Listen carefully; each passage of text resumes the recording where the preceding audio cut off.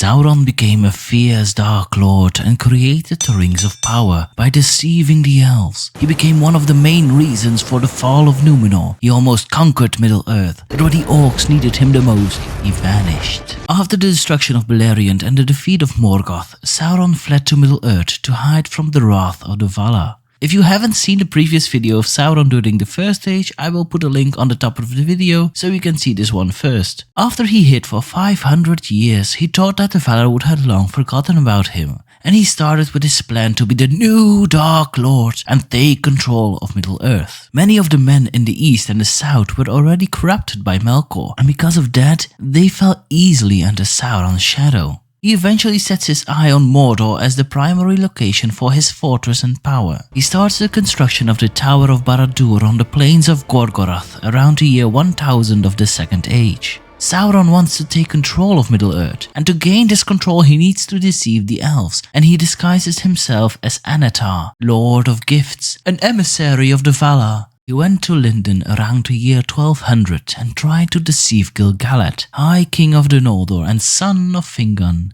But Gil-galad and Elrond knew something was off with Annatar, and they rejected his offer. From Lindon, Annatar travels to the city of Ostineth-Hill, capital of Eregion, where the elven smiths live, not far from Khazad-dûm. These elves were called the Gwaith Myrdain, the people of the jewelsmiths. Their work was said to be the greatest since the time of Feanor. There he met up with Celebrimbor, Lord of Eregion and grandson of Feanor. Annatar was welcomed there with open arms. Annatar taught them a lot of skill in smithing for when Sauron was Mairon and not yet perceived by Melkor. He was a Maia under the Valar Aule, the greatest smiths of Arda. Around the year 1500, the 16 rings under the guidance of Annatar were forged in Eregion, each with a great jewel. The elves created the rings for preservation, understanding and healing, and not for power of domination. But without the elves knowing, Annatar corrupted each ring, so they later fell under his dominion after the creation of the One Ring. When the 16 rings were completed, Annatar left the realm of Eregion, and then the smiths without Sauron's corruption created 3 more rings, Vilya, Nenya and Narya. Nenya goes to Galadriel in Lothlorien, and the 2 others went to Lindon. Gil-galad wore Vilya and Círdan wore Narya. When Sauron returned to Mordor, he started with the creation of the Master Ring, a golden ring without any jewel, and created with the purpose to dominate the other rings. He forged the ring in the fires of Aradruin, or in the common tongue, Mount Doom. Completed the ring in the year 1600, and he poured a huge piece of his power and corruption into his ring. When eventually he put the ring on, the elves knew that they were deceived and betrayed. The elves immediately removed their rings from their fingers and hid them. There was written upon the One Ring, Ajnaz Gdur Batuluk,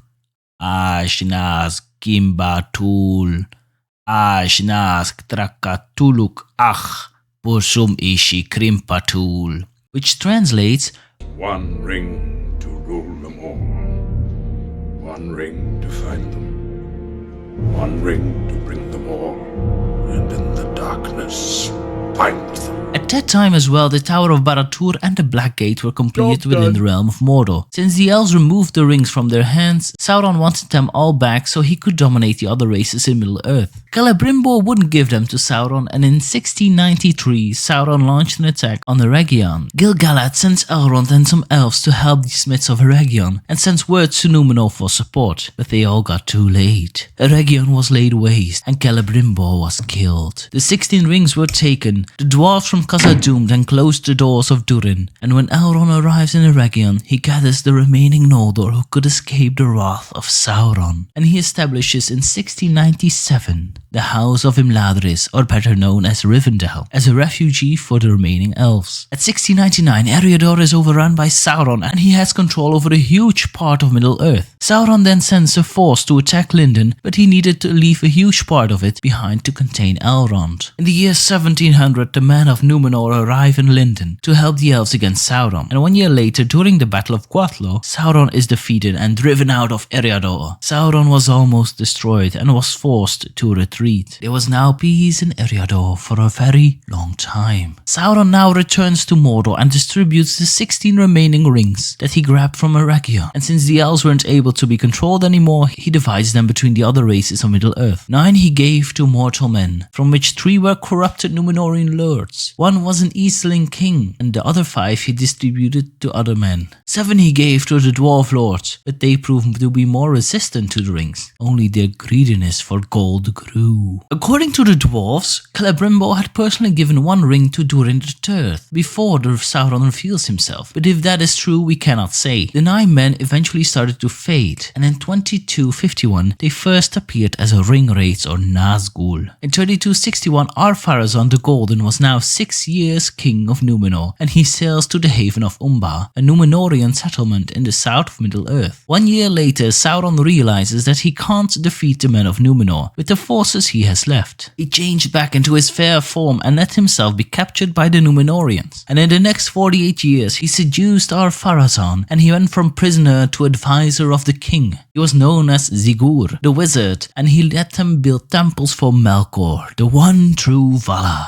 He became a high priest of the cult, and one of these temples was placed where the Nimloth tree stood once. A white tree that was given to the Númenorians by the Eldar when it was only a sapling. In this temple, human sacrifices were made. He works on the doubts of the Númenorians, and they already see the gift of men as a curse, which is to die of old age. And although they live longer than any normal men, they still find it a curse. And Sauron lets Ar-Pharazôn believe that they only can live forever if they go and attack Valinor, the Undying Lands, the land that they were forbidden to sail to from the Valar. In 3319, Ar-Pharazôn with the Númenorians sailed to Valinor, and at this moment Eru Ilúvatar changed the world. Ar-Pharazôn and the king's men were destroyed. Númenor was put underwater and Sauron with it. The earth was made round and there was no direct way anymore to go to Valinor. Only the faithful survived and sailed to Middle-earth. Elendil, leader of the faithful, together with his sons Isildur and Anarion, founded the kingdoms in exile of Gondor and Arnor in 3320. Sauron survived the downfall as well, and he suffered greatly and could never transform into his fair form again. He needed to regain strength, and he returned to Mordor in spirit form. After Sauron regained his strength, he attacked Minas Ithil, the fortress located at the borders of Mordor. Sauron successfully won and burned the White Tree, which Isildur brought as a seedling from Númenor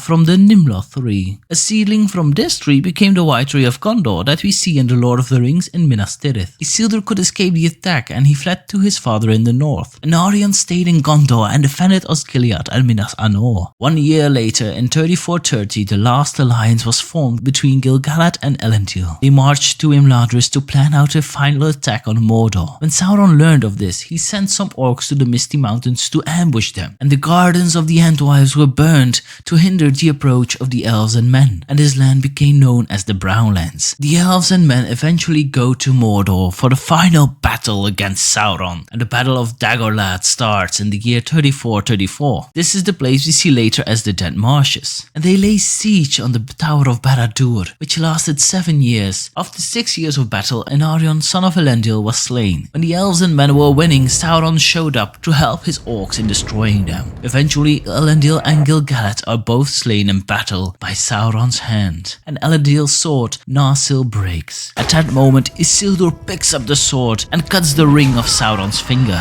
Sauron perished, and the elves and men have won. Isildur then claims the ring of his own. So Sauron became the Dark Lord during the Second Age. He took control of a huge part of Middle-earth, corrupted the hearts of men, deceived the elves, and used his wisdom that he learned from Aule to create the Rings of Power. Eventually his downfall is inevitable during the siege of the Last Alliance. Next episode we cover the life of Sauron during the Third Age, so stay tuned for next episode. If you are wondering what else Celebrimbor has made, then this video is the one you should see next. Bye bye.